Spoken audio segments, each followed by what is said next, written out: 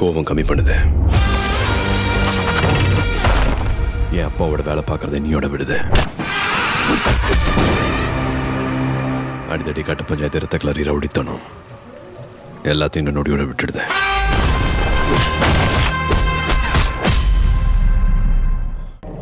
என் பொறுப்புக்கான purpose உன் பாஷையில் சொல்லணும்னா என் தம்மம்.